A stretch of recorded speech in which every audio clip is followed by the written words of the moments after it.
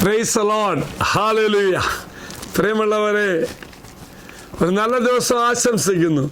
പ്രിയമുള്ളവരെ, ഇന്നത്തെ വാഗ്ദത്ത വചനം പുതിയ മനുഷ്യനെ എങ്ങനെ ധരിക്കാമെന്നത് നമ്മെ പ്രചോദിപ്പിക്കുന്ന മാർഗനിർദ്ദേശം എന്നൊരു വചനമാണ്.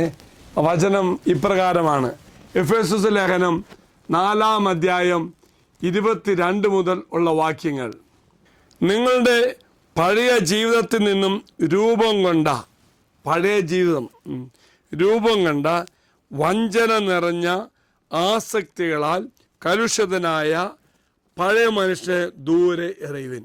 അപ്പോൾ ഇവിടെ പറയുന്നത് പഴയ മനുഷ്യൻ്റെ അവസ്ഥയെക്കുറിച്ചാണ്. എങ്കിൽ ഈ പ്രഭാതത്തിൽ ദൈവം നമ്മോട് പറയുന്നത് 2025 പോയി, 2026 വന്നു. എന്നാൽ 2025 ഇതെല്ലാം ദൂരെ എറിയണം. എന്നിട്ട് എന്ത് ചെയ്യണം? 23-ാം വാക്യത്തിൽ പറയുന്നു, നിങ്ങൾ മനസ്സിൻ്റെ ചൈതന്യത്തിൽ നവീകരിക്കപ്പെടട്ടെ. 26-ാം വാക്യത്തിൽ പറയുന്നു, യഥാർത്ഥമായ വിശുദ്ധിയിലും നീതിയിലും ദൈവത്തിൻ്റെ സാദൃശ്യത്തിൽ സൃഷ്ടിക്കപ്പെട്ട പുതിയ മനുഷ്യനെ നിങ്ങൾ ധരിക്കുവിൻ. അപ്പോൾ പഴയതിനെ കളഞ്ഞിട്ട്, വഞ്ചന നിറഞ്ഞ പാപത്തിൻ്റെ അവസ്ഥയിൽ ആയ പഴയ മനുഷ്യനെ കളഞ്ഞിട്ട് ആത്മാവ് നിറഞ്ഞ പുതിയ മനുഷ്യനെ സ്വീകരിക്കണം. ആ പുതിയ മനുഷ്യൻ്റെ അവസ്ഥ എന്താണത്? നീതിയും ദൈവത്തിൻ്റെ സദൃശ്യത്തിൽ ആയ ഒരു മനുഷ്യനെ, ആ മനുഷ്യനാണ് പുതിയ മനുഷ്യൻ. അതുപോലെ ആകണമെന്നാണ് പറയുന്നത്. Praise the Lord, hallelujah. എങ്കിൽ പ്രിയമുള്ളവർ, പഴയ മനുഷ്യൻ്റെ പാപഭംഗിതമായ അവസ്ഥ മുഴുവൻ ഉപേക്ഷിച്ചുകൊണ്ട് ആത്മാവ് നിറഞ്ഞ ഒരു പുതിയ വ്യക്തിയായി മാറുവാൻ ദൈവം നമ്മെ സഹായിക്കട്ടെ.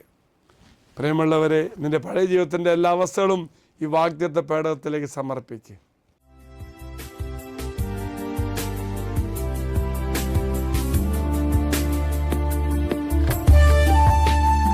ഇത് നിങ്ങൾ സമർപ്പിച്ച നിങ്ങളുടെ എല്ലാ നിയോഗങ്ങളും അൾത്താരയിലേക്ക് അച്ഛൻ സമർപ്പിക്കുന്നു. എല്ലാം നിഗമിക്കപ്പെടും. പുതിയ മനുഷ്യനായി രൂപാന്തരപ്പെടും. നല്ല മനുഷ്യനായി 2026 ആത്മാവ് നിറഞ്ഞ ദൈവ മനോഭാവത്തിൽ ജീവിക്കുന്ന, ദൈവ മനോഭാവത്തിൽ നിറഞ്ഞൊരു വ്യക്തിയായി മാറുവാൻ കർത്താവ് നിന്നെ സഹായിക്കട്ടെ. അച്ഛൻ ഈശ്വര ആശീർവാദം തരാം. നമ്മുടെ കർത്താവായ ഈശോ മിശിഹായുടെ കൃപയും പിതാവായ ദൈവത്തിൻ്റെ സ്നേഹവും പരിശുദ്ധാത്മാവിൻ്റെ സഹവാസവും നാം എല്ലാവരോടും കൂടെ ഉണ്ടായിരിക്കട്ടെ, ഇപ്പോഴും എപ്പോഴും എന്നേക്കും. ആമേൻ.